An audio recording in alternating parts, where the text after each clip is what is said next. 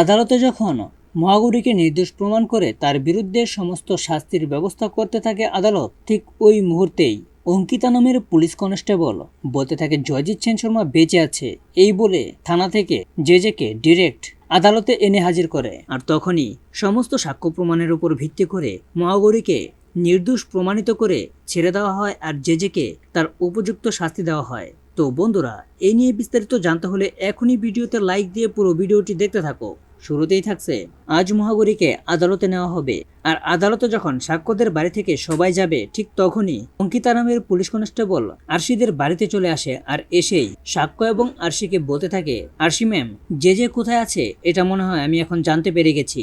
আর তারপরেই আদালতে যখন সবাই উপস্থিত হয়, তখন মহাগৌরী এবং তার মা বাবা সবাই সেখানে উপস্থিত হয়। আর সবার উপস্থিতিতেই আদালত ঘোষণা দিতে থাকে, বলতে থাকে সমস্ত সাক্ষ্য প্রমাণের উপর ভিত্তি করে মহাগৌরীকে এই কথাটা যখন বলতে যাবে, ঠিক তখনই আদালতের বাইরে থেকে একটা কণ্ঠ ভেসে আসে, বলতে থাকে, মহামান্য আদালত, জয়জিৎ সেন শর্মা এখনো বেঁচে আছে। মানে অঙ্কিতা নামের পুলিশ কনস্টেবল জেজেকে থানা থেকে তুলে ডিরেক্ট আদালতে হাজির করে। আর সবার সামনে বলতে থাকে, এই দেখুন জয়জিৎ সেন শর্মা বেঁচে আছে। তারপর আদালত সমস্ত সাক্ষ্য প্রমাণের উপর ভিত্তি করে মহাগৌরীকে নির্দোষ প্রমাণিত করে জেজের উপযুক্ত শাস্তির ব্যবস্থা করে।